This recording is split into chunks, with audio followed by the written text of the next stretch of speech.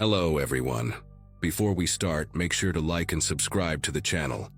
And leave a comment with where you're from and what time you're watching. That way, YouTube will keep showing you stories just like this one. Now, let's begin. Snow has a sound when it falls at night. A kind of soft whisper that most people probably find peaceful. When you sleep under a bridge or tucked behind a dumpster, that whisper sounds more like a countdown. Every flake that lands on your sleeping bag is another tiny weight pressing down. Another degree stolen from your body. Another minute closer to the moment when you might not wake up. I turned 34 the same week the first real storm hit Omaha last January. Someone at the soup kitchen handed me a stale cupcake with a crooked candle, and I sat there staring at it for a long time before I could eat it. Not because I was ungrateful, but because birthdays on the street feel like mock celebrations, like throwing a party on a sinking ship. Another year survived, sure, but at what cost and for how much longer? Pete Garrison understood that feeling better than anyone I knew out there. We had met 2 winters prior at a warming center near the old railroad depot, both shivering so violently that our teeth chattered in unison like some broken percussion instrument. Pete was maybe 55 years old, with a gray beard stained yellow around his mouth from decades of cigarettes, and these watery blue eyes that always seemed to be searching for something he had lost and would never find again. He told me once that he had worked as a plumber for 23 years, owned a little house with a paid-off mortgage, had a wife named Ruth who made the best chicken pot pie in all of Nebraska. Then Ruth got pancreatic cancer, and 6 months later, Pete was sitting in an empty house that suddenly felt like a tomb. The grief ate him alive. He stopped showing up to work, stopped paying bills, stopped caring whether he lived or died. By the time he found himself on the streets, he said it almost felt like relief, like he had finally stopped pretending that life without Ruth was worth fighting for. That January had been brutal from the start, but the weather forecast for that particular Wednesday made even the veterans nervous. The temperature was supposed to drop to -15, with wind chills pushing it closer to -30. I remember standing outside the library on Monday afternoon, watching people rush past in their puffy jackets and heated car seats, and thinking about how fragile the line is between their world and mine. One bad month, one medical bill, one layoff, that is all it takes. The shelters were already announcing they would be over capacity, turning people away by lottery like some sick game show where the losers might freeze to death. Pete and I talked about our options that afternoon, sitting on milk crates behind the Vietnamese grocery store, where the owner sometimes let us warm up near the back vent. We decided to stick together, find a spot in the underground parking garage on Farnham Street, where the concrete held some heat from the cars coming and going. But Pete never showed up that night. I waited for him until almost 9, stomping my feet and blowing into my hands, watching my breath crystallize and disappear into the darkness. He had mentioned something about checking the recycling bins near the university. He collected cans and bottles to buy cigarettes, one of the few pleasures he had left.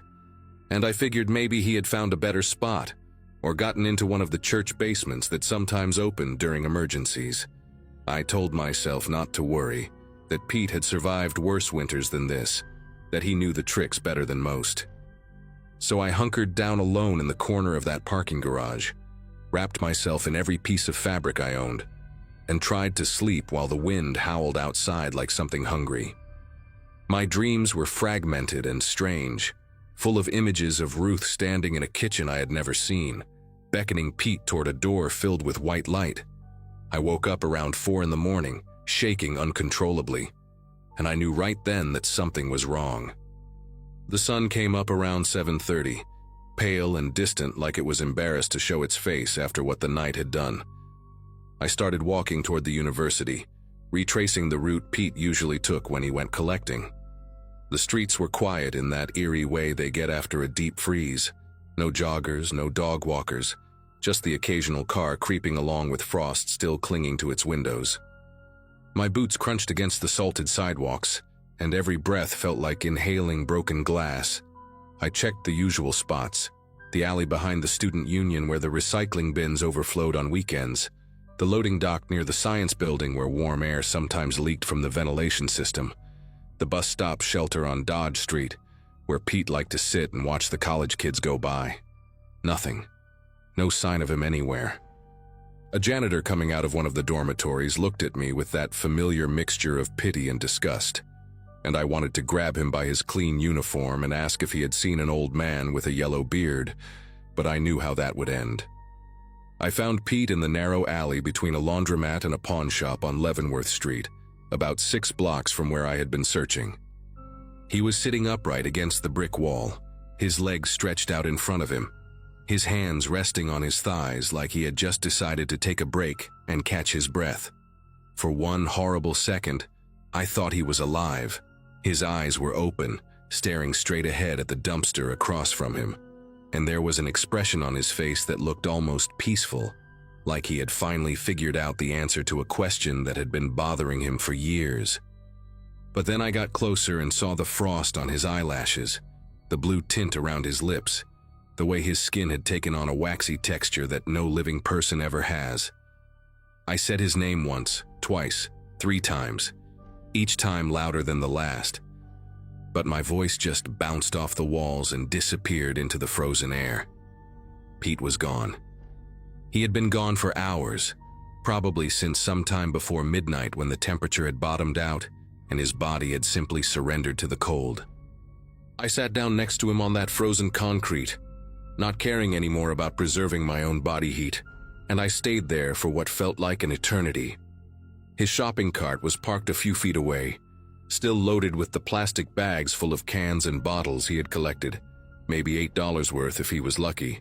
That is what his last hours on Earth had been spent doing, digging through trash so he could afford a pack of cigarettes and maybe a cup of coffee from the gas station. I noticed his gloves were missing, probably lost or stolen weeks ago, and his hands were bare and curled slightly inward like claws. The nails had turned a deep purple, almost black. I reached over and touched his shoulder, and it was like touching a statue, completely rigid and utterly foreign to anything resembling human warmth. A sound came out of my mouth that I did not recognize, something between a moan and a scream, and I pressed my forehead against his arm and let the grief tear through me like a winter wind, finding every crack in a broken window. Eventually, a woman walked by the alley entrance, probably on her way to work at one of the shops on the street. She glanced in, did a double take, and then pulled out her phone to call 911. I heard her voice high and panicked, describing what she saw. 2 homeless men, one possibly dead, please send someone quickly. She did not come any closer, did not ask if I was okay, did not offer any comfort at all. She just stood at the mouth of the alley with her phone pressed to her ear, watching us like we were animals at a zoo exhibit that had suddenly become disturbing instead of entertaining. The paramedics arrived about 15 minutes later, followed by a police cruiser with 2 officers who looked bored before they even got out of the car. One of them asked me if I knew the deceased, and I almost laughed at the word. Deceased, like Pete was just a file to be processed, a statistic to be recorded, a problem that had conveniently solved itself by dying in an alley where nobody important would have to see. They zipped Pete into a black body bag and loaded him into a van that did not even have windows in the back. I asked one of the paramedics where they would take him, and she told me the county morgue, where he would stay until they could locate next of kin or, failing that, arrange for a pauper's burial in the municipal cemetery. I thought about Pete's daughter, the one he had mentioned only once in all the time I knew him. She lived somewhere in California, had changed her phone number years ago after one too many desperate calls asking for money. He never blamed her for cutting him off. He said he understood that watching someone you love destroy themselves is its own kind of torture, that sometimes the kindest thing you can do is walk away before the drowning man pulls you under with him. But standing there watching that van drive away with his body inside, I wondered if she would ever find out, if some bureaucrat would track her down and deliver the news over the phone like it was an overdue library notice. Your father is dead. He froze to death behind a laundromat. Would you like to claim the body? Here is what people do not understand about dying from exposure. It is not like the movies where someone dramatically collapses in a snowbank. Hypothermia is slow and insidious and almost gentle in its cruelty. Your body starts by pulling blood away from your extremities, sacrificing your fingers and toes to keep your core warm, and you feel this deep, aching cold that settles into your bones like something alive. Then the shivering starts, violent and uncontrollable, your muscles burning through whatever energy you have left trying to generate heat. But eventually the shivering stops, and that is when you know you are in real trouble.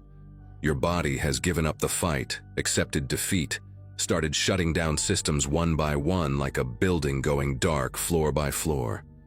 The strangest part is that near the end, many people actually feel warm. Their confused brains misinterpret the signals, and they start stripping off their clothes, convinced they are overheating. They call it paradoxical undressing, and it is one of the ways they identify hypothermia victims. Pete still had all his clothes on when I found him, so at least he was spared that final indignity. But I think about those last hours, alone in that alley, and I wonder if he called out for Ruth if he thought she was coming to take him home. The newspapers ran a small story the next day, buried somewhere in the local section between a report on a school board meeting and an advertisement for a furniture sale. Homeless man found dead in downtown alley, the headline read, and they did not even print his name. Just described him as a white male in his 50s, no identification found on his person. Cause of death presumed to be exposure to extreme cold. That was it. That was the sum total of Pete Garrison's obituary, a man who had fixed pipes and paid taxes and loved his wife and lived a whole entire life before the world decided he was disposable. The article mentioned that 3 other homeless individuals had died that same week across the city, bringing the season's total to 11. 11 people, frozen to death in a country that throws away enough food to feed entire nations, in a city with empty office buildings and heated parking garages and churches on every corner preaching about loving your neighbor. I kept that newspaper clipping for months, folded up in my coat pocket, until the paper turned soft and started falling apart along the creases. I wanted to remember the exact number, 11, because someone had to. A year has passed now, and I'm still here, still fighting the same war Pete lost. I found a spot in a transitional housing program last spring, a tiny room with a lock on the door and a radiator that clanks and hisses like an angry cat, but keeps me warm. I think about Pete every single day, especially when the temperature drops and I see the news reports about warming centers opening and donation drives collecting coats. The thing is, coats are not enough. Shelters are not enough. Not when there are more people than beds and the ones who get turned away have to flip a coin with their lives. What Pete needed, what all of us need, is for people to stop looking through us like we are ghosts, to stop treating homelessness like a personal failing instead of a systemic catastrophe. Pete did not die because he was weak or lazy or made bad choices. He died because a society that can afford to send rockets into space could not figure out how to keep a grieving old man from freezing to death 6 blocks from a heated shopping mall. I carry that truth with me now, carved into my chest like a scar that will never fully heal, and I share it with anyone willing to listen. Pete Garrison was my friend.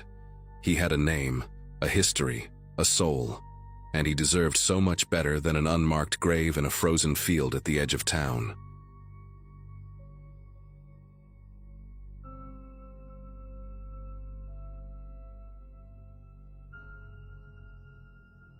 My car became my apartment on a rainy Wednesday in September, and I wish I could say it was dramatic or cinematic, but it wasn't.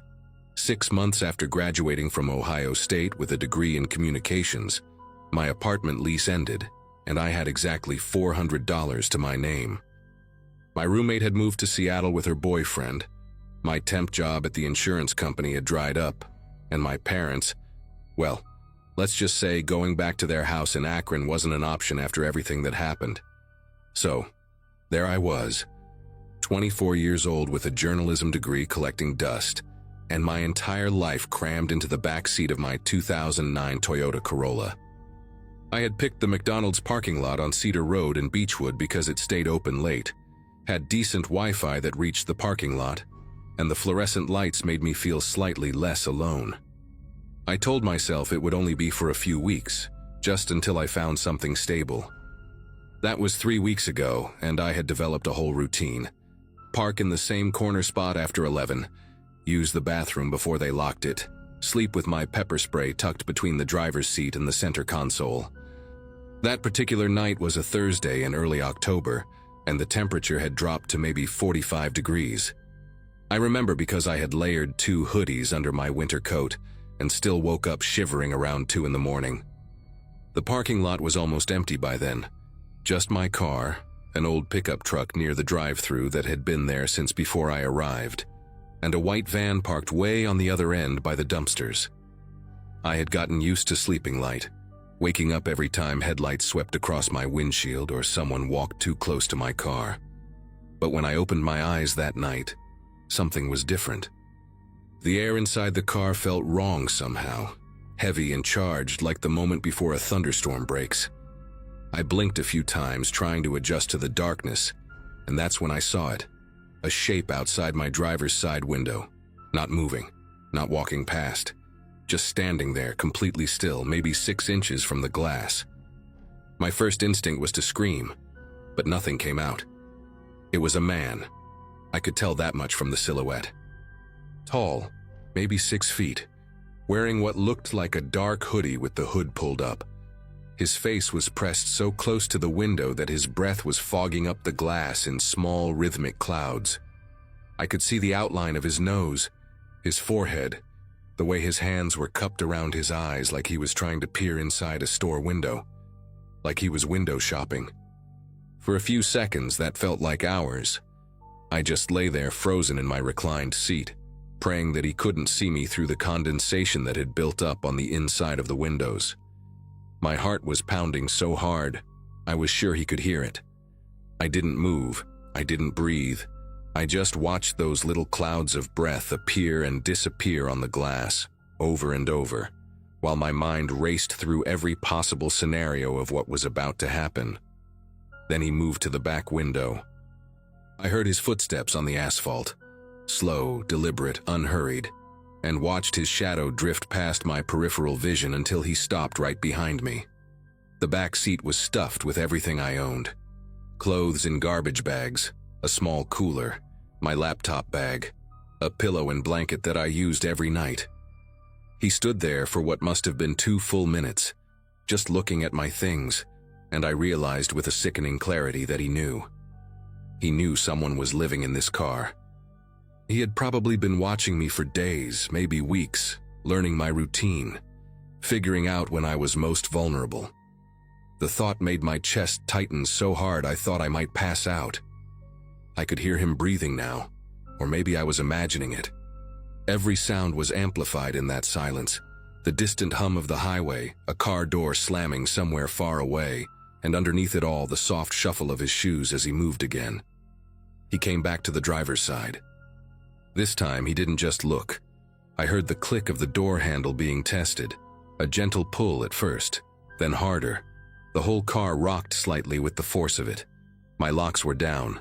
I always triple-checked before sleeping, but the sound of someone trying to get into your space, your only space in the entire world, is something that stays with you.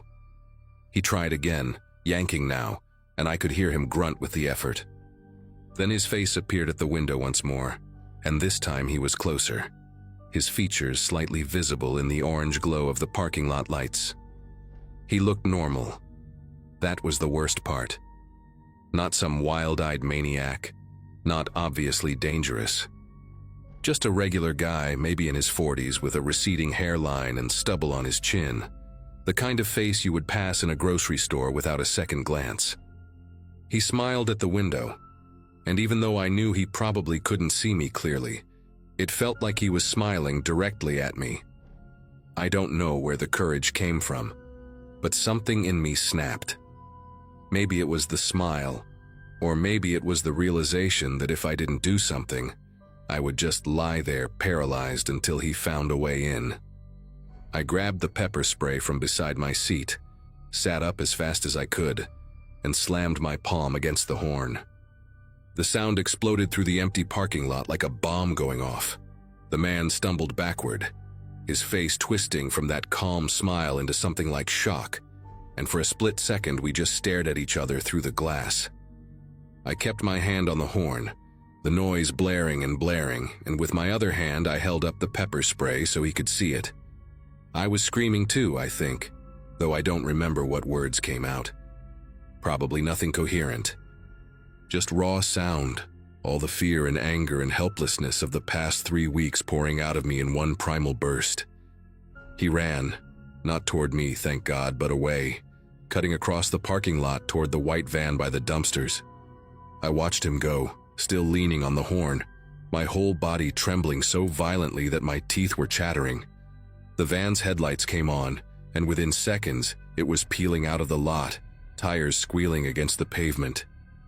I caught a glimpse of the license plate, partial, just the first 3 characters, BKV, before it disappeared onto Cedar Road, heading east. Only then did I take my hand off the horn. The silence that followed was almost worse than the noise. My ears were ringing, my throat was raw, and I realized I was crying. Not soft tears, but the ugly kind. The kind where your whole face contorts and snot runs down your lip and you can't catch your breath. I sat there in the driver's seat, pepper spray still clutched in my fist, and I cried until I couldn't anymore. The McDonald's night manager came out about 5 minutes later. Her name was Brianna, a heavy-set black woman in her 50s with reading glasses pushed up on her forehead, and a look on her face that was equal parts concern and annoyance. She had heard the horn from inside and wanted to know what the hell was going on. Tried to explain through my hiccups and shaky breath. The man, the window, the door handle. And I watched her expression shift from irritation to something softer, something like pity. She asked if I was living in my car, and I couldn't lie. Not in that moment. I just nodded. She didn't say anything judgmental, didn't tell me I couldn't park there anymore, didn't give me a lecture about making better choices. She just handed me a cup of hot coffee through my cracked window and told me she was calling the police. I wanted to hug her. I also wanted to disappear into the seat cushions and never be seen again. The police arrived about 20 minutes later, 2 officers in a Beechwood cruiser. A younger guy with a buzz cut and an older woman with graying hair pulled back in a tight bun. They took my statement in the parking lot while Brianna watched from the doorway, arms crossed against the cold. I told them everything. The man, the hoodie, the way he had pressed his face to the glass, the partial plate number. The younger cop wrote it all down in a little notebook while the older one walked around my car with a flashlight, checking for any signs of tampering. She found smudges on the driver's side window where his face had been, and greasy fingerprints around the door handle. They took photos. The whole time, I could feel them looking at my car differently, seeing the garbage bags of clothes, the pillow in the back seat, the empty fast food wrappers I hadn't had a chance to throw away. I knew what they were thinking. I had seen that look before, from people at gas stations and rest stops, the look that says, "How did you end up like this?" without actually asking the question. The older officer, whose name tag read Sergeant Kimball, asked me how long I'd been sleeping in the parking lot. I told her 3 weeks. She asked if I had anywhere else to go, any family or friends who could take me in. I said no, which was mostly true. She didn't push. Instead, she gave me a card for a women's shelter about 15 minutes away and told me that what happened tonight could have ended very differently. She wasn't being cruel about it, just matter of fact. But her words hit me like a punch to the chest. I knew she was right. If my doors hadn't been locked, if I hadn't woken up when I did, if I hadn't had the pepper spray within reach, the possibilities unfolded in my mind like a horror movie I couldn't turn off. The younger cop said they would put out an alert for the white van, but his tone suggested he didn't expect much to come of it. Partial plates, dark parking lot, no witnesses besides me. I understood. I wasn't naive enough to think they would catch him. After the police left, Brianna let me come inside to use the bathroom and wash my face. The fluorescent lights in there were brutal, and when I looked in the mirror, I barely recognized myself. My eyes were swollen and red, my skin pale and blotchy, my hair a tangled mess from sleeping on it wrong. I looked like someone who'd been living in a car for 3 weeks, which I guess made sense. I splashed cold water on my face and tried to pull myself together, but my hands wouldn't stop trembling. Every time I closed my eyes, I saw his face at the window, that ordinary face with that terrible smile. Brianna was waiting for me when I came out, holding a bag with 2 cheeseburgers and a large fry. "On the house," she said. I started crying again, which was embarrassing, but she just patted my shoulder and told me to take care of myself. She said she had a daughter about my age, and the thought of her being out there alone in a parking lot made her sick to her stomach. I didn't know what to say to that, so I just thanked her and went back to my car. I didn't sleep the rest of that night. I drove to a different parking lot, a Walmart about 10 miles away, and sat there with my doors locked and my pepper spray in my lap until the sun came up. Every van that passed made my heart race. Every person who walked too close to my car sent me into a spiral of panic. When morning finally came, I called the shelter that Sergeant Kimball had mentioned. They had a bed available, and I took it. I stayed there for 6 weeks, long enough to save up for a deposit on a tiny studio apartment in Cleveland Heights, long enough to get a job at a call center that paid barely above minimum wage, but at least paid something. I never went back to that McDonald's. I never saw the man in the white van again, though sometimes I wonder if he found someone else, someone whose doors weren't locked, someone who didn't wake up in time. That thought keeps me up at night more than any memory of his face at my window. I got lucky. I know that now. And I hate that luck is what it takes to survive when you have nothing and nowhere to go.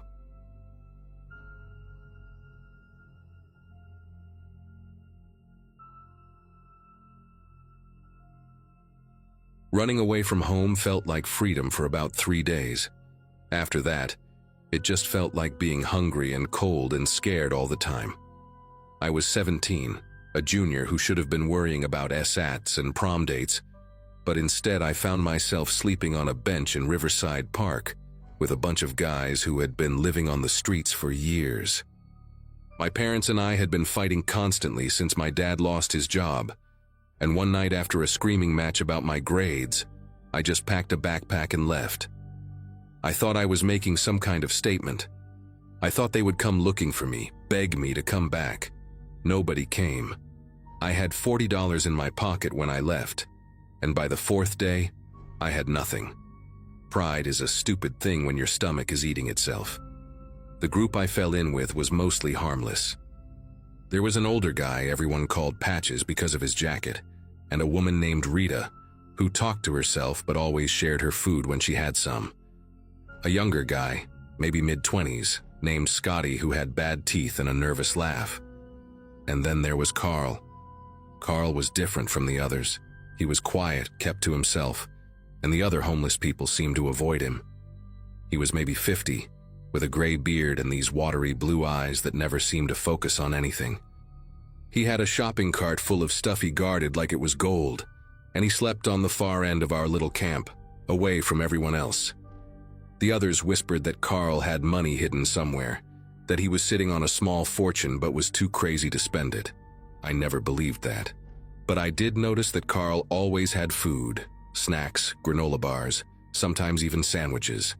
And on the 5th night, when I had not eaten anything in almost 2 days, I could not stop staring at his cart. It was around 2 in the morning when I made my decision. Everyone was asleep, or at least pretending to be. The park was dead quiet except for the occasional car passing on the street beyond the trees.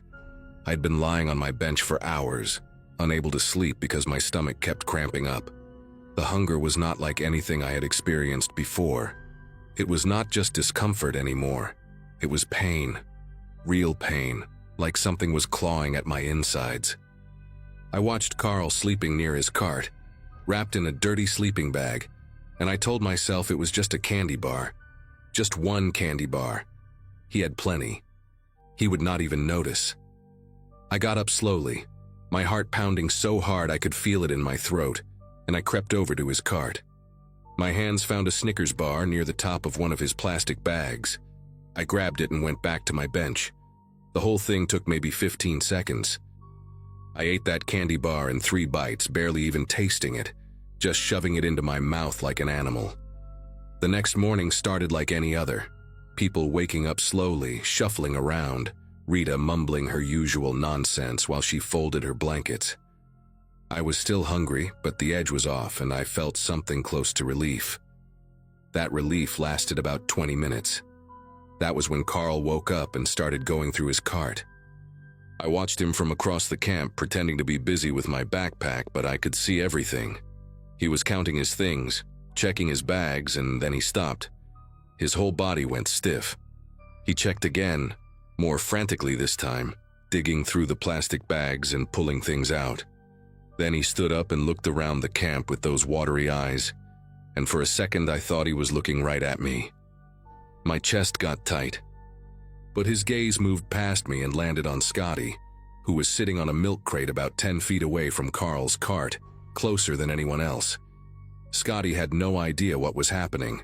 He was just sitting there, picking at his fingernails, not paying attention to anything. Carl walked over to Scotty with this slow, deliberate pace that made my stomach turn. He stopped right in front of him and just stood there for a moment, staring down.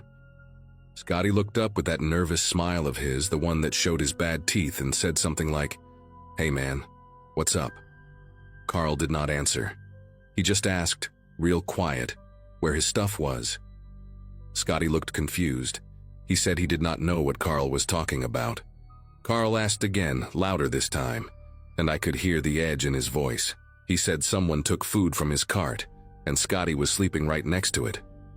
Scotty started shaking his head, saying it was not him. He did not take anything. He would never do that. But Carl was not listening. The other people in the camp were starting to pay attention now. Patches stood up from his spot near the fountain, watching. Rita stopped her mumbling. Everyone was looking at Carl and Scotty, and I was just sitting there on my bench, frozen, with the taste of that Snickers bar still in my mouth. I should have said something. That is what I tell myself now, years later. I should have stood up and admitted what I did, but I was 17 and scared and stupid, and I just sat there watching it unfold like it was happening on a television screen. Carl grabbed Scotty by the front of his jacket and yanked him off the milk crate. Scotty was smaller than Carl, skinnier, weaker. He tried to pull away, but Carl had him good. He kept saying it was not him, please, it was not him. But Carl just kept asking where his stuff was, over and over, getting louder each time. Then Carl threw the first punch. It caught Scotty right in the face, and I heard this sound, this wet smacking sound that I can still hear when I close my eyes at night. Scotty went down hard, and Carl got on top of him. The other homeless people just watched. Nobody moved to help. Nobody said anything. I think they were all scared of Carl, or maybe they just did not want to get involved. Either way, they just stood there, and so did I. What happened next is something I have never been able to fully describe to anyone. Carl beat Scotty for what felt like forever, but was probably only a few minutes. He punched him in the face, in the ribs, in the stomach. Scotty tried to cover himself, curling up into a ball on the ground, but Carl just kept going. At some point, Scotty stopped making sounds. He stopped trying to protect himself. His arms just fell to his sides and he lay there, and Carl kept hitting him. I remember the sounds more than anything else. The dull thud of fists on flesh. Carl breathing heavy, grunting with each swing. And this horrible gurgling noise coming from Scotty, like he was trying to breathe through liquid. I wanted to scream, to run, to do something, but my body would not move. It was like my feet were nailed to the ground. I just stood there watching a man get beaten half to death because I stole a candy bar, because I was hungry and selfish and too much of a coward to speak up. Carl finally stopped when he ran out of energy. He was panting, his knuckles bloody, and he just stood over Scotty for a long moment staring down at what he had done. Then he spit on him and walked back to his cart like nothing happened. Scotty was not moving. His face was unrecognizable, swollen and bloody, and there was this dark puddle forming under his head on the concrete. Rita started crying, these quiet little sobs that sounded more like hiccups. Patches pulled out an old flip phone and said he was calling an ambulance. Carl just sat down by his cart and started eating a granola bar, calm as anything, like he had just finished doing some light exercise. Nobody looked at me. Nobody suspected the skinny teenager who had only been there a few days. Why would they? I was just some runaway kid. Scotty was the one who slept closest to Carl's cart. It made sense that it was him. Except, it was not him. It was me. And Scotty was lying on the ground, maybe dying because of me. The ambulance took almost 20 minutes to arrive. 20 minutes of me sitting on that bench, staring at Scotty's body, waiting for him to move or make a sound or do anything that would tell me he was still alive. He did not move. His chest was rising and falling, but barely, and the blood kept spreading under his head. When the paramedics finally showed up, they worked on him for a long time before loading him onto a stretcher. One of them asked what happened, and Patches just said there was a fight, some dispute over stolen property. The paramedic looked around at all of us, these dirty homeless people standing in a city park at 7 in the morning, and I could see the judgment in his eyes. He did not ask any more questions. The cops came a little while later, 2 officers who took statements from Patches and Rita, but did not seem too interested in investigating further. Carl had already disappeared by then, slipped away with his cart while everyone was focused on Scotty. One of the cops asked me if I saw anything, and I said I was asleep when it started. I lied right to his face. He wrote something in his little notebook and walked away, and that was it. Nobody was going to look too hard into a fight between homeless guys in a park. I left the camp about an hour after the cops drove off. I did not say goodbye to anyone. I just grabbed my backpack and started walking, no destination in mind, just needing to move, to get away from that spot where Scotty's blood was still drying on the concrete. I walked for hours through the city, past shops and restaurants and normal people living their normal lives, and I kept thinking about what I had done. Not just the stealing, but the silence, the cowardice. I had watched an innocent man get beaten almost to death, and I had said nothing. I had lied to the police. I was complicit in something terrible, and there was no way to undo it. Every time I closed my eyes, I saw Scotty's face, the way it looked before and the way it looked after, and I heard that gurgling sound he made when he stopped being able to breathe right. I found a payphone around noon. I do not even know why I stopped there. My feet just carried me to it, and before I knew what I was doing, I was dialing my home number. My mom answered on the second ring. She did not yell at me. That was the thing that broke me. I expected screaming, anger, all the things we had been throwing at each other for months. Instead, her voice cracked and she just said my name over and over, like she could not believe it was really me. She asked where I was, if I was okay, if I was hurt. I could hear my dad in the background asking who was on the phone, and then I heard him make this sound when she told him it was me. This choked, desperate sound that I had never heard him make before. I told them where I was, some intersection downtown that I barely recognized, and my mom said they were coming to get me. Just stay there. Do not move. They were coming. I hung up and sat down on the curb and I started crying. Not quiet crying either, but ugly, loud sobbing that made people on the street stare at me as they walked past. I cried for Scotty, who might have been dead by then for all I knew. I cried for myself, for how stupid and selfish I had been. I cried because my parents still loved me even after everything, and I did not deserve it. My dad's truck pulled up about 40 minutes later, and when he got out and saw me sitting there on that curb, dirty and skinny and broken, he did not say a word. He just walked over and hugged me so hard I thought my ribs would crack. I never told them what really happened in that park. I never told anyone until now. I said I had been sleeping rough, that it was hard, that I wanted to come home. All of that was true, just not the whole truth. I went back to school, finished my junior year, graduated the next spring. I went to community college, got a job, built something like a normal life. But I never stopped thinking about Scotty. I looked for news about him for months afterward, searched online for any reports about a homeless man beaten in Riverside Park, but I never found anything. I do not know if he lived or died. I do not know if Carl was ever caught. That uncertainty is its own kind of punishment, I think. Some nights I still dream about it. I am back on that bench, watching Carl walk towards Scotty, and I open my mouth to say it was me. I took it. Leave him alone. But no sound comes out. I just sit there, silent, while it happens all over again. I am 24 now, and I have not stolen anything since that morning. Not a candy bar, not a pen, not anything. It does not make up for what I did. Nothing ever will. But it is the only promise I know how to keep.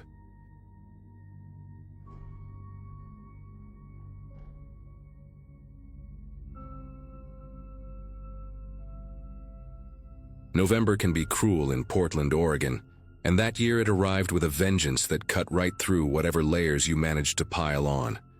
My high school class had graduated back in 2009, and while most of them were building careers and families, I had been sleeping under bridges and in parking garages for the better part of 3 years.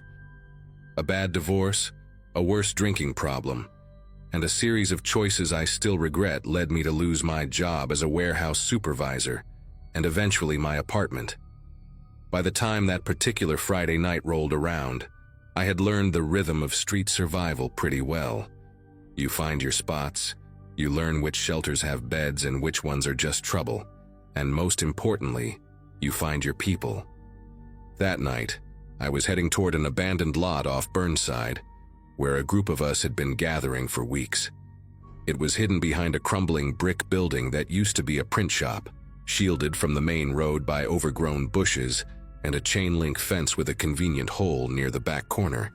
When I squeezed through that gap in the fence around 8 in the evening, there were already 5 others huddled around a rusted oil barrel that Jerome had dragged there a month before. Jerome was a Vietnam vet, probably in his late 60s, with a gray beard that reached his chest and eyes that had seen too much of everything. He had this way of keeping things calm in the group, a quiet authority that came from experience rather than intimidation. Next to him sat a woman everyone called Birdie, because she was always feeding the pigeons with whatever bread scraps she could find. There was also Tommy, a skinny kid who could not have been older than 22, running from something he never talked about, and the Pratt brothers, Lenny and Gus, who had been homeless together since their mother died and left them with nothing but debt. The fire inside that barrel was the only warm thing for blocks, and we guarded it like it was sacred. That night started out like any other. We passed around a bottle of cheap whiskey that Gus had managed to get from somewhere, and Jerome told one of his stories about his time in Da Nang. Birdie hummed to herself while she sorted through a plastic bag full of things she had collected throughout the day, little treasures that meant nothing to anyone else but everything to her. I had managed to score a pretty decent haul from the dumpster behind a grocery store on Hawthorne. A few bruised apples, half a loaf of bread that was only slightly stale, and 2 cans of beans that were dented but still sealed. I shared what I had because that was how things worked with us. You gave when you could and took when you needed. No questions asked and no debts kept. The fire crackled and popped inside the barrel, sending little sparks up into the black sky, and for a moment it almost felt peaceful. The temperature had dropped to somewhere around 30 degrees, and you could see your breath forming thick clouds every time you exhaled. We all stayed close to that barrel, shoulders nearly touching, drawing whatever warmth we could from the flames and from each other. The trouble walked through that hole in the fence around 10:30, wearing a torn army jacket and carrying a backpack that looked stuffed to bursting. His name was Ray Durkin, and everybody on the streets knew to stay clear of him. He was maybe 45, built like a man who had done time and used every minute of it in the prison yard, with a shaved head covered in poorly done tattoos and a scar that ran from his left eyebrow down to his jaw. Ray had a reputation for violence that was well earned. I had seen him break a man's arm over a sleeping spot near the Willamette River 2 winters ago, and the sound of that bone snapping still visited me in my sleep sometimes. He walked into our circle like he owned the place, dropped his backpack on the ground with a heavy thud, and immediately started warming his hands over our fire without so much as a nod to anyone. Jerome tensed up beside me, and I noticed Tommy slowly inching backward into the shadows. Even Lenny, who was usually quick with a joke or a comment, went completely silent. For a while, nobody said anything. We just sat there in that uncomfortable quiet, the fire crackling between us, Ray standing on the opposite side of the barrel with his eyes scanning each of us like he was sizing up prey. Jerome finally broke the silence by offering Ray a pull from the whiskey bottle, a peace gesture that I had seen him use before to diffuse tense situations. Ray snatched it without a word, took 3 long gulps, and then wiped his mouth with the back of his hand. He did not offer it back. Instead, he set it down on the ground next to his backpack and started rummaging through his things, pulling out a filthy sleeping bag and a tarp that looked like it had been dragged through mud. Birdie kept her head down, her fingers still moving nervously through her plastic bag, and I could hear her breathing getting faster. I wanted to say something, to tell Ray that there were other spots he could use, but I knew better than to put a target on myself. So I just sat there, my jaw tight, watching him settle in like a storm cloud that had decided to park itself right in the middle of our little haven. The argument started about an hour later, and it came out of nowhere like a punch you do not see coming. Gus had been getting more and more agitated as the night wore on, whispering things to Lenny that I could not quite catch. At some point, Ray must have heard something because his head snapped toward the brothers and his face went hard as concrete. He stood up slowly, and even though the fire was between them, I could feel the heat of his anger radiating stronger than any flame. He pointed a thick finger at Gus and asked him where his jacket was, the army jacket he was wearing. Gus stammered something about finding it, that he had pulled it from a donation bin outside a church on Glisson Street 3 weeks ago. But Ray was not having it. He crossed around the barrel in 4 quick steps and grabbed Gus by the collar of that jacket, lifting him halfway off the ground like he weighed nothing. That jacket was his, Ray said through clenched teeth, stolen from his camp 2 months back when he was doing a stint in county lockup for assault. Whether it was true or not, I could not say, but in that moment, it did not matter. The truth rarely matters when a violent man decides he has been wronged. Lenny jumped up to defend his brother, which was exactly the wrong thing to do. He shoved Ray hard in the chest, trying to break his grip on Gus, and for a second, it actually worked. Ray stumbled back a step, releasing Gus, who fell to the ground, gasping and clutching at his throat. But then Ray's face changed into something I can only describe as empty, like a switch had been flipped, and whatever humanity was behind those eyes just turned off. He came at Lenny with a fury that was terrifying to witness, throwing punches that connected with wet, heavy sounds against flesh and bone. Jerome tried to intervene, grabbing Ray's arm from behind, but Ray spun around and caught him in the temple with an elbow that sent the old man sprawling into the dirt. Birdie was screaming now, this high-pitched wail that seemed to echo off the brick walls surrounding us. I was on my feet, but my legs would not move, stuck somewhere between the instinct to help and the instinct to survive. Tommy had already disappeared through the hole in the fence. Smart kid. The whole scene unfolded in what felt like slow motion, but was probably only 15 or 20 seconds of pure chaos. That was when it happened. Ray had Lenny pinned against the ground, still swinging even though Lenny had stopped fighting back, and Gus came at him from behind with a piece of broken concrete he had grabbed from somewhere. He brought it down hard on Ray's shoulder, not his head, just his shoulder, but it was enough to make Ray howl in pain and roll off his brother. Ray scrambled to his feet, his face twisted with rage, and he lunged toward the oil barrel. I thought he was trying to grab something to use as a weapon, maybe one of the pieces of scrap wood we had been feeding the fire with, but instead, he just shoved the whole thing over in one violent motion, like he wanted to burn the whole world down if he could not win the fight. The barrel tipped with a horrible metallic screech, and the burning wood and embers inside spilled out across the dry weeds and trash that covered the ground of that lot. For a moment, we all just stood there, frozen, watching those little flames catch and spread like living things searching for something to devour. The fire moved faster than I ever thought possible. 1 second it was just a few patches of burning weeds, and the next it was a wall of orange and yellow racing across the lot toward the old print shop building. The dry autumn had turned everything into kindling, the dead grass, the piles of cardboard we used for bedding, the wooden pallets stacked against the fence. All of it went up like it had been soaked in gasoline. The heat hit me in a wave that made me stagger backward, and the smoke came right after, thick and black and choking. I heard Birdie coughing somewhere to my left, and I reached out blindly, grabbed her arm and started pulling her toward the hole in the fence.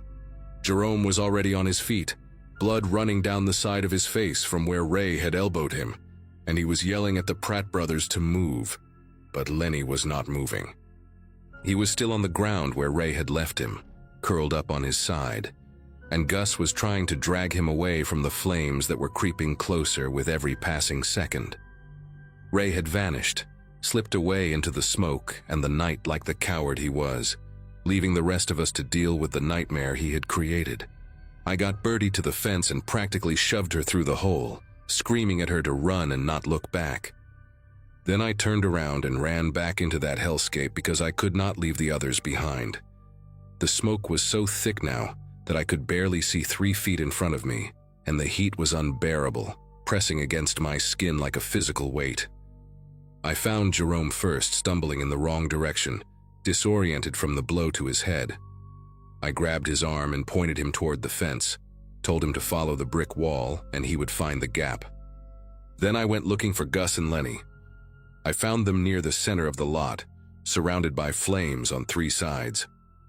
Gus had managed to get Lenny sitting up, but Lenny's face was a mess of blood and swelling, and one of his eyes was completely shut. His left arm hung at an angle that made my stomach turn, clearly broken in at least one place. The fire had reached a pile of old tires near the edge of the lot, and the flames shooting up from that were like something out of a horror movie, black smoke billowing up in a column that blocked out the stars above us. I knew we had maybe 30 seconds before our only escape route was cut off. I grabbed Lenny's good arm and threw it over my shoulder while Gus took the other side, and together we half carried, half dragged him toward the fence. Lenny was screaming with every step, this raw animal sound that I still hear sometimes when the night gets too quiet. The fire was roaring now, an actual roar like some giant beast breathing down our necks, and I could feel the hair on my arms singeing from the heat. Sparks were raining down on us like burning snow, landing on our clothes, our skin, leaving little stinging kisses that we did not have time to acknowledge. We reached the fence just as the flames engulfed the spot where we had been standing moments before. I pushed Lenny through the hole first, as gently as I could manage, which was not very gentle at all, and Gus scrambled through after him. I was the last one out, and as I squeezed through that gap in the chain link, I felt the metal hot against my palms, heated by the inferno just feet away. We collapsed on the sidewalk on the other side, all of us gasping and coughing, our lungs full of smoke and our eyes streaming tears. Behind us, the entire lot was ablaze, flames reaching up toward the sky like fingers trying to grab the moon. Someone in one of the nearby buildings must have called the fire department because I could hear sirens in the distance, getting closer. That sound triggered something primal in all of us. Jerome looked at me with those tired, bloodshot eyes, and just shook his head slowly before limping off into the darkness between buildings. Birdie was already gone, disappeared the moment she had cleared the fence. Gus looked at his brother, looked at me, and I saw the impossible choice playing out across his face. If we stayed, the paramedics would help Lenny, but the police would come too. Warrants, questions, the system that had failed every single one of us in different ways would swallow us whole again.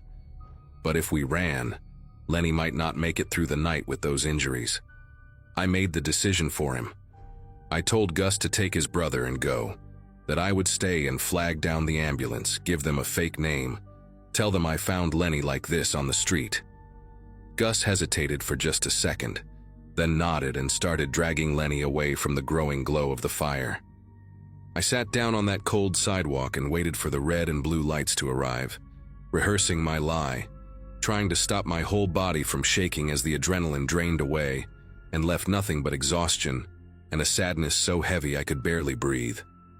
The paramedics found me sitting there about 5 minutes later, covered in soot and smelling like a chimney. I told them exactly what I had planned, that I was walking by and found an injured man on the sidewalk, that I had no idea what happened to him. They did not believe me. I could see it in their eyes, but they also did not care enough to press. They had a patient to stabilize and a fire to stay clear of, and some homeless guy's story was the least of their concerns. The firefighters arrived right after, 3 trucks that lit up the whole block with their flashing lights, and they got to work on the blaze that had now spread to the old print shop. I watched from across the street as they battled it for nearly 2 hours, eventually bringing it under control, but not before the building was gutted completely. A police officer took my statement, wrote down the fake name I gave him, and told me I was free to go. I walked away from that scene with nothing but the burned clothes on my back and lungs that would ache for weeks afterward. I found out later that Lenny survived. Gus got him to a clinic on the east side run by volunteers who did not ask questions, and they patched him up well enough. His arm healed crooked and he lost most of the vision in his left eye, but he lived. That was more than I expected when I saw him lying in that burning lot. I never saw Ray Durkin again after that night, though I heard rumors over the years. Some said he got picked up on a third strike charge and was doing 25 to life somewhere in California. Others said he froze to death under an overpass in Seattle during a cold snap.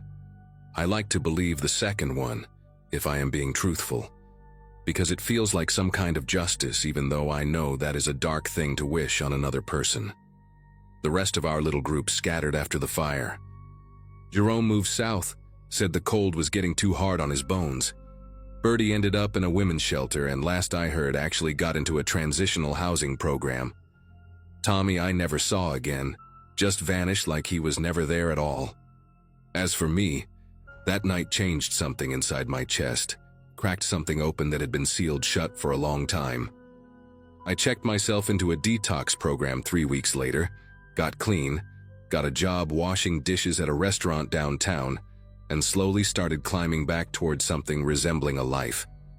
I still think about that night whenever November rolls around and the air gets that particular kind of cold.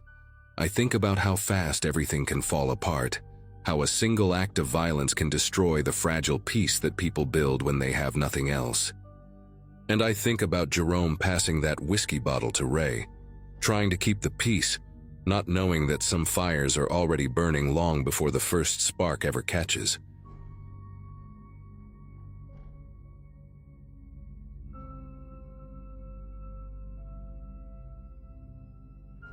Sleeping under a bridge in March will make you do things you swore you would never do. I had been homeless in Columbus, Ohio for about 4 months when that night happened, and by then I had already broken most of my own rules just to survive. Before the streets, I worked at a warehouse, had roommates, paid bills on time. Then everything fell apart in a matter of weeks. The warehouse shut down, I got pneumonia, my roommates left, and my landlord started eviction proceedings while I was still coughing up mucus in a free clinic waiting room. My mom died when I was 19, and I never knew my father, so there was no safety net waiting for me. The friends I had from high school were scattered across different states, living their own lives, and I was too ashamed to reach out and admit what had happened to me. Being a woman on the streets teaches you things fast. You learn to trust your gut, to avoid certain areas after dark, to never let anyone know where you sleep. I met him on a Thursday evening outside a coffee shop on High Street. It was cold, the kind of cold that seeps into your bones and makes your teeth ache. I was sitting on the sidewalk, my back against the brick wall, hoping someone might buy me a hot drink or drop some change. He came out of the shop holding 2 cups and offered me one without a word.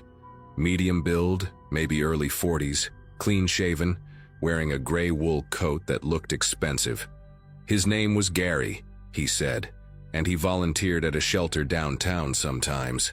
We talked for maybe 10 minutes, just normal conversation. The weather, how hard the winter had been, how the city should do more for people like me. He had this calm, gentle way of speaking, like a therapist or a pastor. When he offered me $50 and a warm place to sleep for the night, no strings attached, I wanted to say no. Every instinct I had developed on the streets told me to refuse. But I was exhausted, freezing, and he seemed so sincere. I told myself I could handle whatever happened. I was wrong about that in ways I still have nightmares about.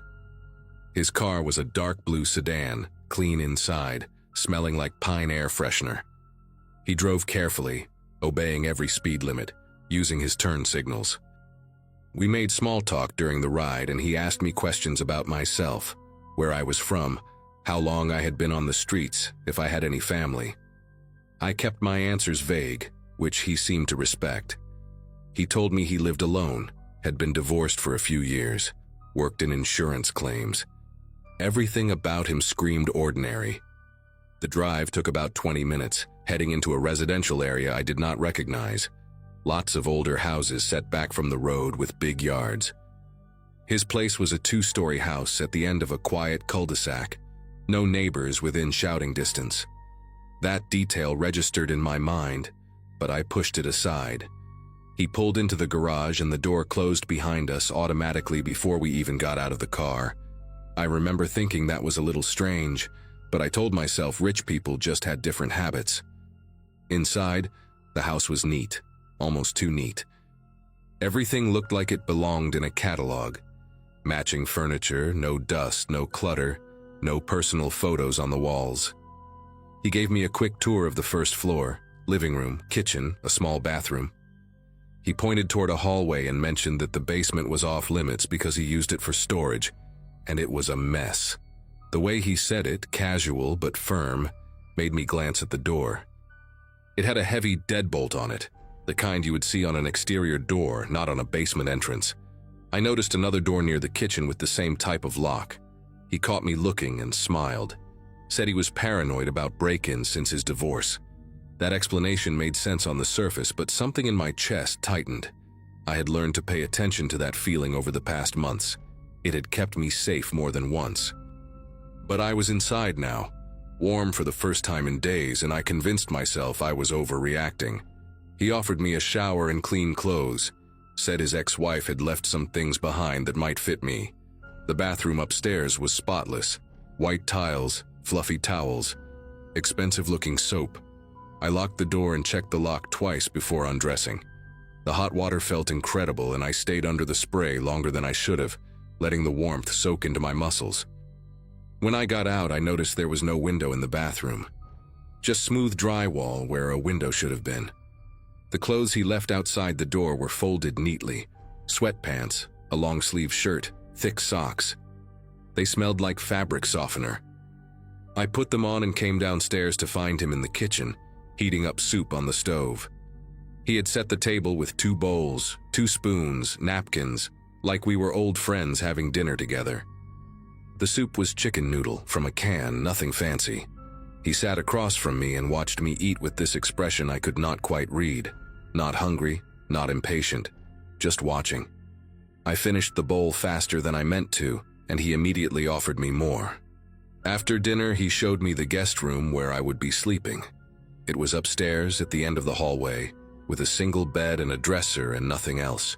No lamp, no nightstand, no decorations. The window had thick curtains drawn across it, and when I pulled them back slightly, I saw metal bars on the outside of the glass. Security bars, the kind people install in bad neighborhoods to prevent break-ins. But this was not a bad neighborhood, and every other house I had seen on the drive had normal windows. I asked him about it, and he shrugged, said the previous owners must have installed them. He had just never bothered to remove them. His voice was calm, but his eyes stayed fixed on my face a beat too long. I told him I was tired and wanted to sleep. He nodded, wished me good night, and closed the door behind him. I waited until his footsteps faded down the hallway, then tried the door handle. It turned, the door opened. I exhaled. Maybe I really was just being paranoid. I left the door open a crack and lay down on the bed, still wearing my shoes. I must have dozed off because the next thing I remember is waking up to the sound of the door clicking shut. The room was dark, completely dark, and I could not see anything. I reached for my phone out of habit before remembering I had not had a working phone in months. I stayed perfectly still, listening. Footsteps in the hallway, slow and deliberate, then silence. I slid off the bed as quietly as I could and moved toward the door. When I grabbed the handle and turned it, nothing happened. The door was locked from the outside. My heart started pounding so hard I could feel it in my throat. I tried again, twisting the handle harder, pulling, pushing. Nothing. I pressed my ear against the wood and heard breathing on the other side, steady and patient, like someone waiting. I backed away from the door and stumbled into the dresser, knocking something to the floor. The breathing stopped. Then footsteps again, moving away down the hall. I stood there in the darkness, shaking, trying to figure out what to do next. I felt my way along the wall until I found the window. The curtains were heavy and I yanked them aside, letting in a sliver of light from somewhere outside. A street lamp maybe, or the moon. The bars on the window were solid, bolted into the frame from the outside. I pushed against them anyway, knowing it was useless. My eyes adjusted slowly and I started searching the room for anything I could use. The dresser was empty, every drawer bare. The bed had no frame, just a mattress on the floor. No closet, no objects, nothing. It was like a cell designed to look like a bedroom. I went back to the door and examined it more closely. The lock was a simple latch mechanism, the kind that could be opened with a flathead screwdriver or a butter knife. I did not have either, but I did have a zipper on my jacket, a metal one with teeth. I took the jacket off and tried to work the zipper pull into the gap between the door and the frame, aiming for the latch. My fingers were clumsy with fear, but I kept trying, scraping and pushing, for what felt like an hour. The latch finally gave with a small click that sounded impossibly loud in the silence. I froze, waiting for footsteps, waiting for him to come running. Nothing. I eased the door open inch by inch, holding my breath.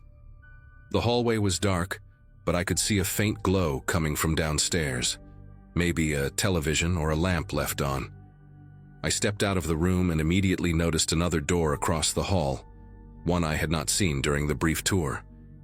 It was slightly open, and through the gap I could see a desk covered in monitors, 4 or 5 of them, showing different angles of the house. The guest room, the bathroom, the kitchen, the garage. He had cameras everywhere. On one of the screens I saw myself, a grainy figure standing frozen in the hallway, and I realized he could be watching me right now from anywhere in the house. I forced myself to move, heading toward the stairs, staying close to the wall to avoid any creaky floorboards. Every step felt like a gamble. I made it to the top of the staircase and looked down into the living room below. Empty. The front door was maybe 30 feet away. I was halfway down the stairs when I heard his voice behind me, calm and almost friendly. He said my name, the fake name I had given him earlier, and asked where I was going. I did not turn around. I ran. I took the stairs 2 at a time, nearly tripping at the bottom, and sprinted for the front door. My hand hit the deadbolt and I twisted it, yanked the door open, and felt the cold night air on my face for one beautiful second before his hand closed around my arm and pulled me backward. I screamed, loud and raw, knowing there were no neighbors close enough to hear, but screaming anyway. He dragged me back into the living room and threw me onto the floor. He was stronger than he looked, much stronger, and his face had changed completely. That gentle, concerned expression was gone. His eyes were flat and empty, like he had switched something off inside himself. He stood over me and told me I should not have done that things could have been easy if I had just cooperated. He reached down to grab me again, and I did the only thing I could think of. I bit his hand as hard as I could, sinking my teeth into the flesh between his thumb and index finger until I tasted blood. He screamed and jerked back, and in that second I rolled sideways and got to my feet. There was a lamp on an end table near the couch, and I grabbed it without thinking, swinging it at his head as he lunged toward me. The base connected with his temple and he staggered, not falling but stumbling enough to give me a few seconds. I ran back toward the front door, but he had locked it again somehow. The deadbolt turned. The kitchen. I remembered the back door near the kitchen. I sprinted through the living room, knocking over a chair behind me to slow him down, and made it to the kitchen. The back door had a chain lock, a deadbolt, and a regular lock. My fingers fumbled with all 3 while I heard him coming, cursing and breathing heavy, his footsteps getting closer. The chain came off, the deadbolt turned, the regular lock clicked. I threw the door open and ran into the backyard, cold, wet grass under my feet, heading for the fence at the edge of the property. The fence was wooden, maybe 6 feet tall, and I hit it at full speed, grabbing the top and pulling myself up. I felt a hand close around my ankle, and I kicked backward as hard as I could, felt my heel connect with something solid. His grip loosened, and I hauled myself over the top, splinters digging into my palms, and dropped down the other side into an empty lot full of dead weeds and broken glass. I did not stop. I ran through the lot, across someone's driveway, down a street I did not recognize, just running until my lungs burned and my legs felt like they would collapse. I found a gas station about a mile away, the lights bright and welcoming, and I stumbled inside looking like a complete mess. Barefoot because I had lost my shoes somewhere, bleeding from my hands, crying and shaking. The woman behind the counter called the police. I told them everything. They went to the house, but Gary was gone. He had cleared out within hours, taken the monitors, taken anything that could identify him. The police said they would investigate, but I could tell from their faces they did not expect to find him. I spent 2 nights in a shelter after that, then got a bus ticket to another city. I never went back to Columbus.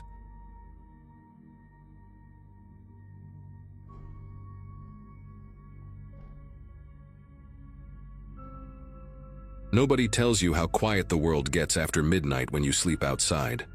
My name is irrelevant now, but people used to call me Eddie back when I had a job installing drywall and a studio apartment in Tucson. That life ended somewhere between my second back surgery and the opioid prescription that insurance stopped covering.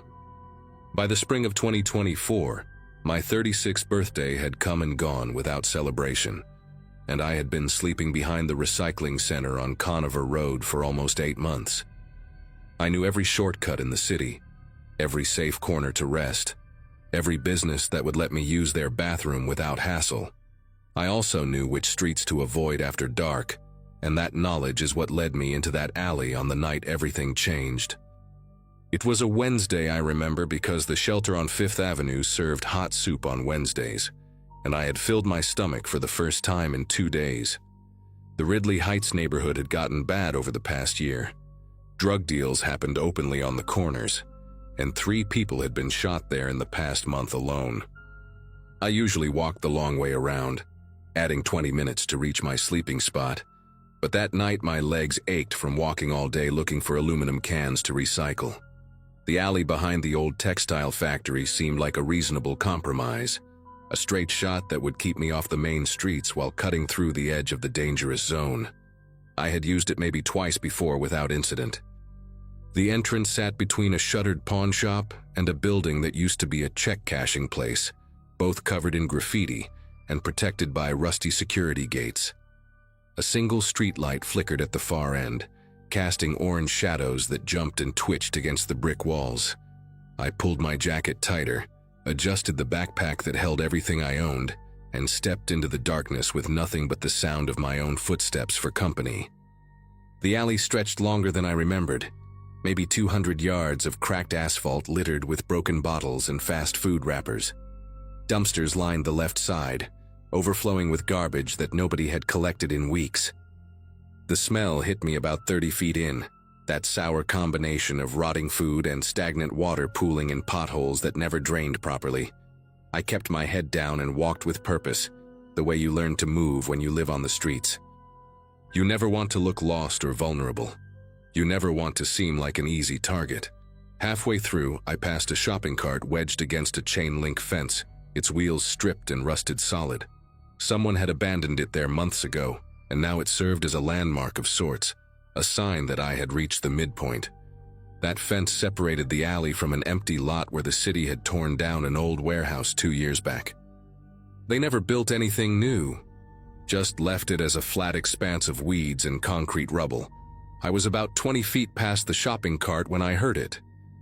At first, I thought it was an animal, maybe a cat in distress or a dog whimpering somewhere in the lot. The sound was muffled, distant, coming from the other side of the fence. I slowed my pace but kept walking, telling myself it was none of my business. In my world, curiosity gets you killed or beaten or robbed. You learn to keep your eyes forward and your mouth shut. But the sound came again, louder this time, and I recognized it for what it was. A human voice. Someone crying out, the sound cut short like a hand had covered their mouth. I stopped walking. My heart began to pound against my ribs and I felt the sweat break out on my forehead despite the cool night air. Every instinct screamed at me to keep moving, to pretend I heard nothing, to get out of that alley and never look back. But my feet would not obey. I crept toward the fence, staying close to the dumpsters where the shadows were thickest. The chain link had holes in several places, torn open by vandals or maybe by people like me looking for a shortcut. Through one of these gaps, I could see into the lot. The moon had emerged from behind the clouds, casting pale light across the weeds and broken concrete. At first, I saw nothing, just empty space and the skeletal remains of the warehouse foundation. Then movement caught my eye near the far corner, maybe 50 yards from where I stood. 2 figures. No, 3. 1 on the ground. 2 standing over them. I squinted, trying to make sense of what I was seeing. One of the standing figures drew back his arm and swung something downward. The thud that followed was sickening, a wet, heavy sound that I had never heard before but understood immediately. The figure on the ground jerked and then went still. The other standing figure laughed, a short bark of amusement that echoed across the empty lot and reached my ears with terrible clarity. My body reacted before my mind could process what I had witnessed. I pressed myself flat against the dumpster, making myself as small as possible. Through the gap in the fence, I watched the 2 men step back from the motionless form on the ground. One was tall and heavy-set, wearing a dark hoodie with the sleeves pushed up to his elbows. The other was shorter, wiry, with a shaved head that gleamed in the moonlight. The tall one held something in his hand, a pipe or a bat.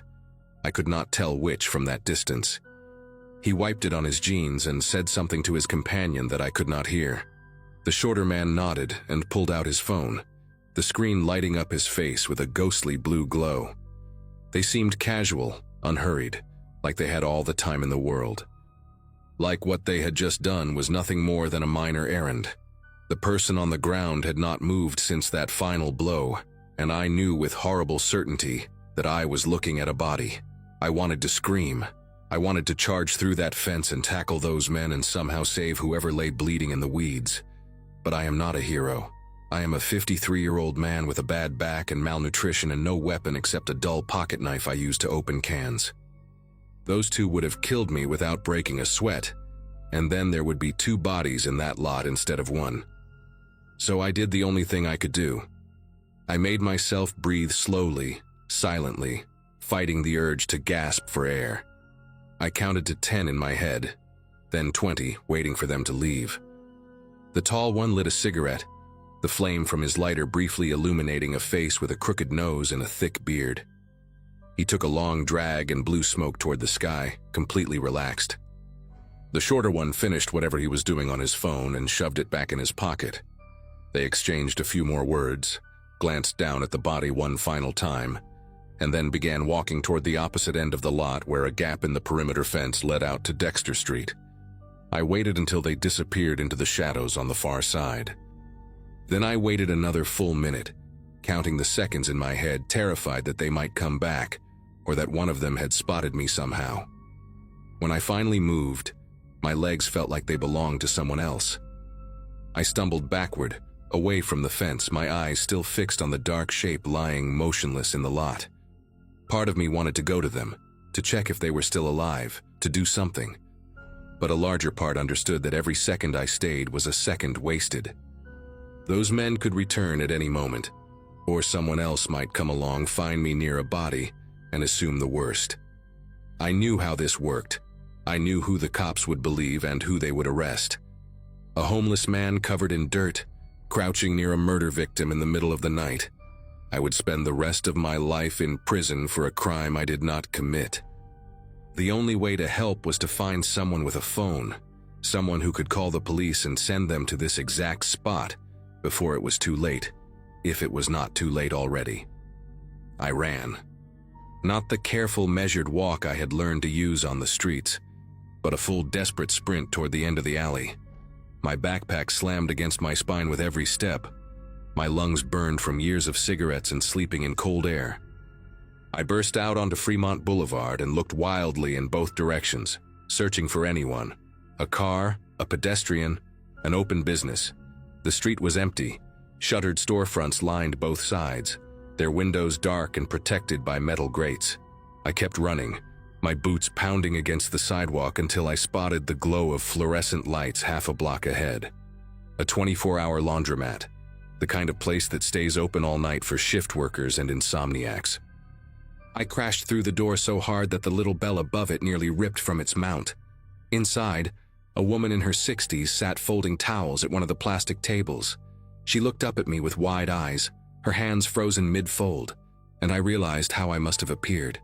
Wild-eyed, sweating, gasping for breath, a homeless man bursting in like a lunatic in the middle of the night. I tried to speak, but the words came out in fragments. Someone hurt. In the lot. Behind the factory. Call the police, please. The woman stared at me for what felt like an eternity, her expression caught somewhere between fear and confusion. I thought she might scream or run or tell me to get out, but something in my face must have convinced her, because she slowly reached into her purse and pulled out a cell phone. Her name was Maxine, I learned later, and she had worked the night shift at a packaging plant for 30 years before retiring. She dialed 911 with steady fingers while I leaned against a washing machine and tried not to collapse.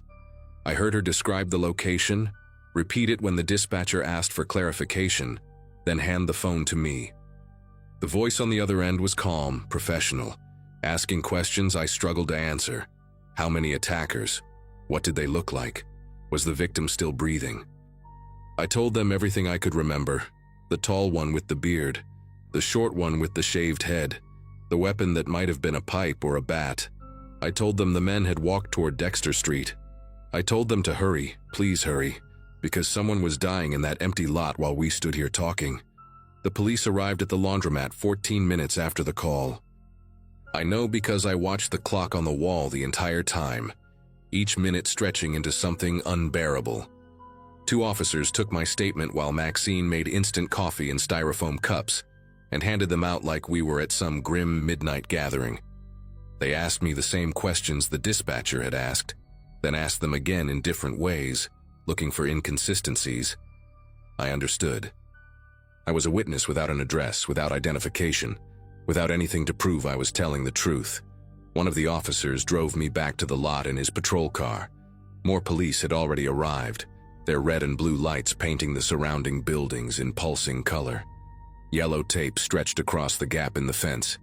I watched from the back seat as paramedics emerged from the lot carrying a stretcher. The body on it was covered with a white sheet. Nobody was rushing. Nobody was performing CPR or shouting orders. They moved with the slow, deliberate pace of people who had arrived too late. The officer beside me said something, maybe an attempt at comfort, but I did not hear the words. All I could think about was the sound of that final blow, the wet thud that would echo in my skull for years to come. They found the 2 men 3 days later. Someone had talked, a girlfriend or a neighbor, or maybe just someone who wanted the reward money that the victim's family had posted. The tall one's name was Carl Denning, 41 years old, 3 prior convictions for assault. The shorter one was his cousin, a 26-year-old named Ricky Slade, who had been in and out of county jail since he turned 18. The victim was a 23-year-old college student named James Okonkwo, who had been walking home from his job at a warehouse. Wrong place, wrong time, wrong neighborhood. The detectives told me that my description helped narrow down the suspects, that my willingness to come forward made a difference. But it did not feel like a difference. James Okonkwo was still dead. His mother still had to identify his body. His friends still had to bury him. I did what I could, and it was not enough, and I have carried that weight every single day since. Some nights I still wake up in whatever doorway or shelter bed I have found, gasping for air, hearing that laugh echo across an empty lot. I tell myself I made the right choice. I tell myself that going in there would have just gotten me killed too. But the truth is, I will never know if I could have saved him. I will never know if 30 seconds of courage might have changed everything. And that uncertainty, that permanent maybe, is the thing that haunts me more than anything those 2 men could have done to my body.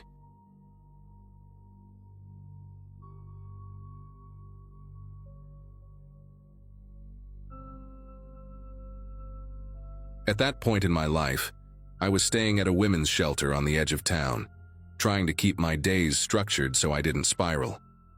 Mornings were about lining up early, keeping my clothes clean, and checking the bulletin board for anything that paid cash. That day started the same way, with weak coffee and the smell of disinfectant clinging to everything I owned. I headed out before sunrise toward a day labor pickup spot near an old gas station where contractors sometimes showed up. Most days you waited for hours and went home empty-handed, but hope had a way of making you stand there anyway. I kept telling myself I just needed one small break to get back on my feet. Rent deposits, bus passes, and cheap motels all felt impossibly far away. That morning felt ordinary enough to be forgettable. I didn't realize how carefully I would remember every detail later.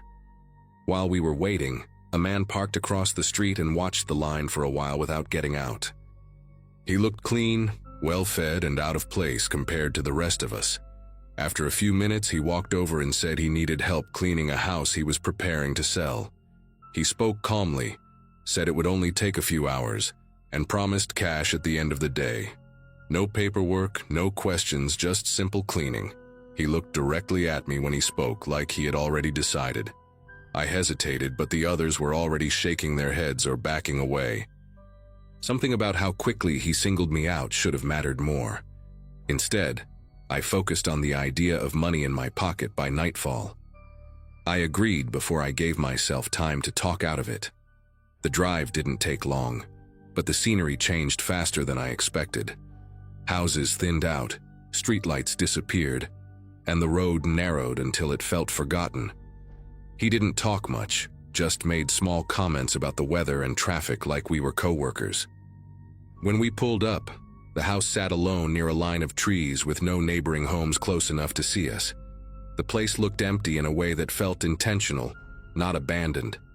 No cars, no trash bins, no curtains in the windows. He unlocked the door and gestured for me to go in first. The air inside smelled stale, like dust and old wood, not like a place being actively prepared for sale. I asked where the cleaning supplies were, trying to sound casual. That's when he closed the door behind us and didn't answer. At first, I assumed there was a misunderstanding and tried to keep things light. I said I could leave and come back later if this wasn't a good time. He stepped between me and the door without raising his voice, saying we needed to talk first.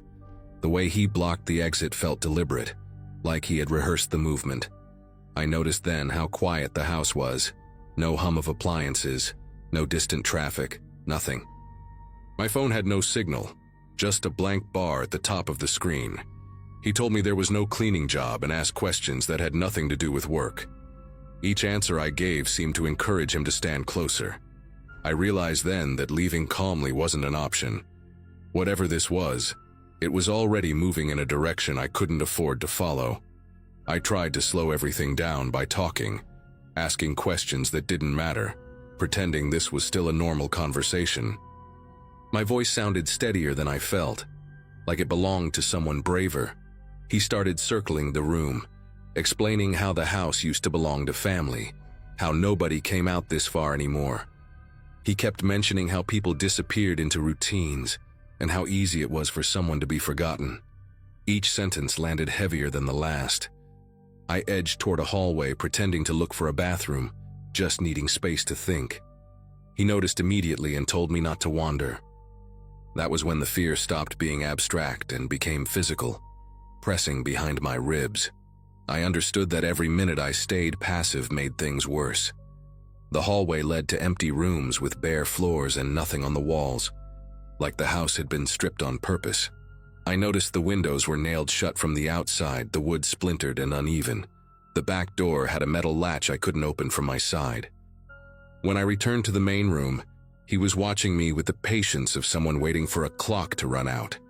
He told me I could sit down, that no one was in a hurry. My phone buzzed with a low battery warning, which felt cruel.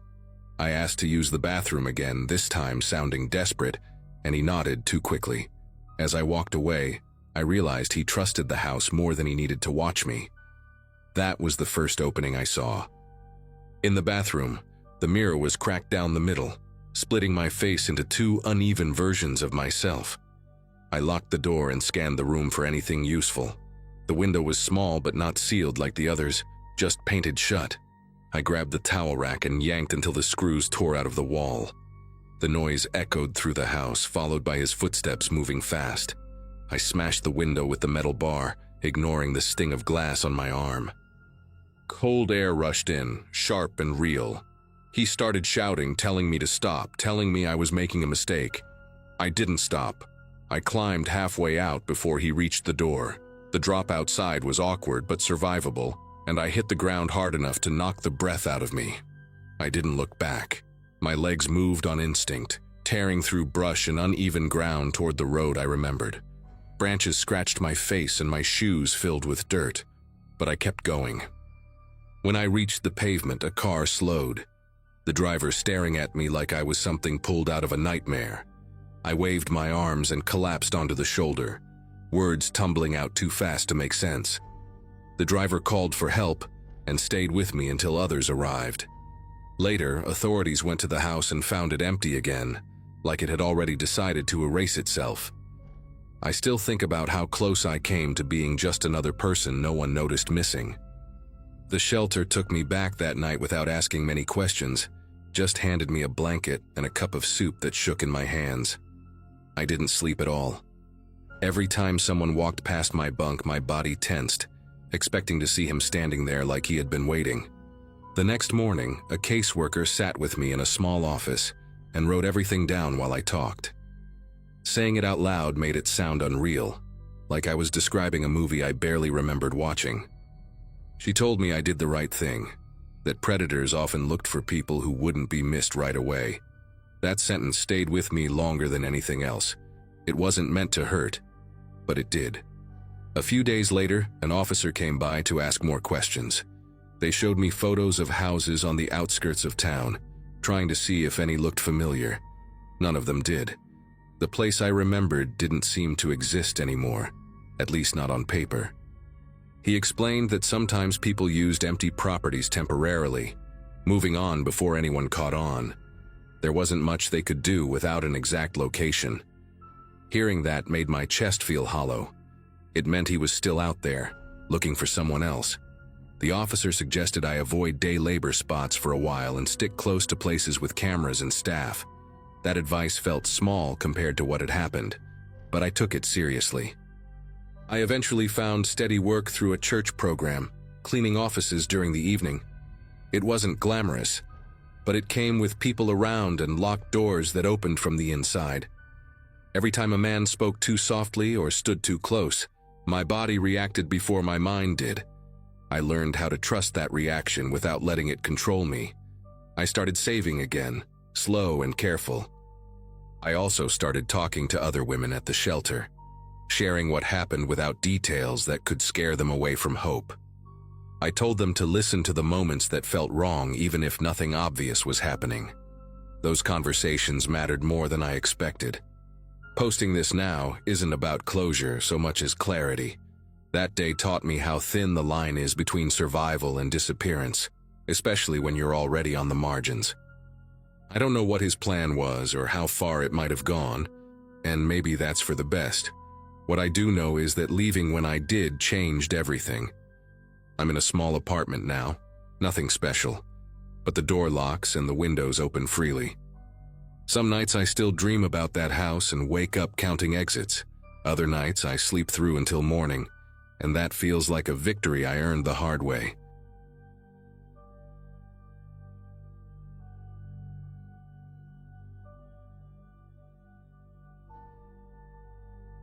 At the time, life had narrowed down to whatever fit inside my backpack and whatever kindness the night decided to offer.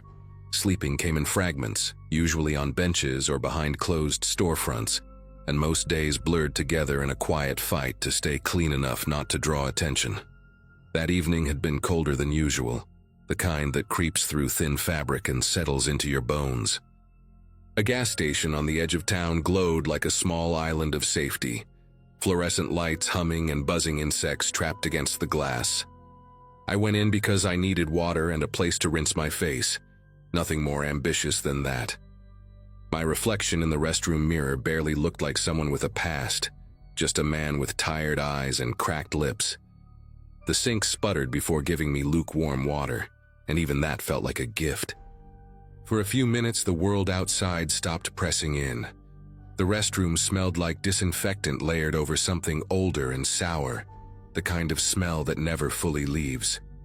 I leaned against the wall, letting the quiet wrap around me, counting my breaths until the ache in my feet eased. There was no clock inside, just the faint music from the store speakers bleeding through the walls. At some point, the music stopped, replaced by the sharp clatter of metal somewhere near the front. A heavy thud hit the door, followed by another, louder this time, rattling the handle. Someone yelled something muffled, words lost through steel and echo. I pulled the handle instinctively and felt the resistance immediately. The lock had shifted, solid and final, like a decision already made. Panic didn't arrive all at once. It trickled in, slow and humiliating. I knocked back, trying to keep my voice steady as I called out that someone was inside. The pounding answered me again, quicker, then stopped altogether. Silence settled in so deeply I could hear my own breathing bouncing off the tile. The light stayed on, but the building felt hollow, emptied of people and intent. No phone sat in my pocket, no bottle of water on the sink, nothing that tied me to anyone outside that room. Time stretched in strange ways, minutes swelling into something heavier. Hunger gave way to thirst, and thirst became the only thing I could think about. Every sound from the street felt distant, like it belonged to another version of the world. Hours passed with nothing but the hum of the lights and my own thoughts turning sharp. Sitting on the floor, I realized how invisible I had become, how easy it was for a place to lock up and forget someone like me existed. If something had happened in there, there wouldn't have been a name called out or a number dialed. The door didn't care who leaned against it or how long they stayed quiet. That understanding hit harder than the locked handle or the dry mouth ever could. When the morning finally came and the door opened, the clerk looked startled, then embarrassed, then relieved all at once. I stepped back into daylight, changed in a way that's hard to explain. Since then, I've never stopped thinking about how close disappearing really is, and how no one would have known if I had. The moment the door opened, light flooded in like it had weight, and I had to shield my eyes. The clerk kept apologizing, saying the lock must have caught by mistake, saying they never checked the restroom before closing. I nodded because that was easier than explaining anything. My legs felt weak standing up, pins and needles shooting through my feet as if they didn't belong to me anymore. I asked for water and drank it too fast, spilling some down my chin, not caring how it looked. People stared for a second and then went back to their own routines, coffee cups and lottery tickets, morning already swallowing the night. No one asked how long I'd been in there. No one asked if I was okay. I stepped outside and sat on the curb, letting the cold concrete ground me. Cars came and went, engines starting, doors slamming, the normal rhythm of a day beginning. From the outside, the place looked harmless, just another gas station people forget the moment they pull away. I kept thinking about the lock, how a small turn of metal had erased me from the building without anyone noticing. If I hadn't knocked, if the clerk hadn't opened up when they did, the story could have gone very differently. The thought stayed lodged in my chest, heavy and uncomfortable. I watched the sky lighten and wondered how many times this kind of thing happens without an ending. Later that day, I tried to go about things like normal, but everything felt sharper.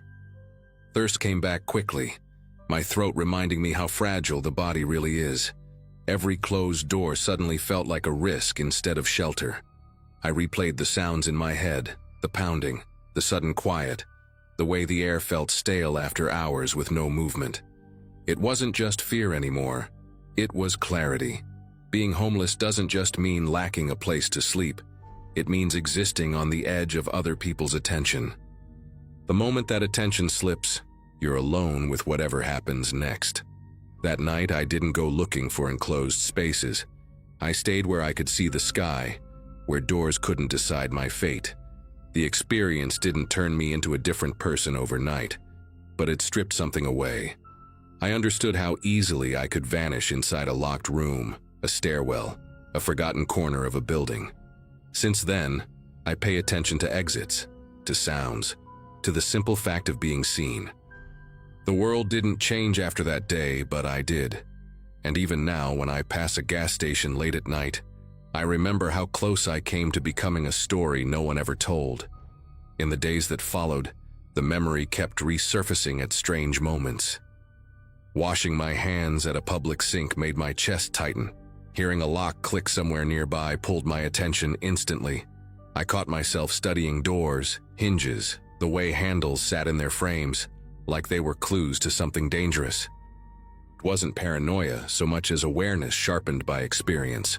People walked past me every day, close enough that I could smell their laundry soap or their coffee, yet none of them knew how close I'd come to being sealed away overnight. I realized how thin the line was between being part of the world and being forgotten inside it. I eventually told another guy on the street about what happened, someone who'd been out there longer than me. He listened quietly, nodding, not surprised at all. He said something that stuck with me, that buildings don't see people, only schedules. Closing time doesn't care who's still inside. That idea haunted me more than the locked door ever did. Systems run smoothly because they aren't built to notice individuals like us. If you fall outside the expected flow, you're just an error that goes unreported. Standing there, I understood that the scariest part wasn't the fear or the thirst, but how normal the situation was. I started making small changes after that. I avoided going anywhere without at least knowing how many exits there were. If I went into a restroom, I paid attention to sounds, footsteps, keys jangling. I asked clerks questions I never would have asked before, just to make sure someone had seen me. It felt awkward, sometimes embarrassing, but staying invisible suddenly felt far worse. I didn't want my existence to depend on whether someone remembered to check a door. Those hours trapped inside that room rewired how I moved through the world. Cautious but alert. Nothing dramatic came out of it in the end. No report, no apology letter, no consequence beyond my own memory. Life went on the same way it always does for people like me, one day bleeding into the next. But I carry that night with me as proof of how close disappearing really is. If I hadn't spoken up, if timing had been slightly different, there wouldn't have been a story to post here at all. I'm sharing this because it happened, because it could happen again, and because some people only exist as long as someone remembers they're there.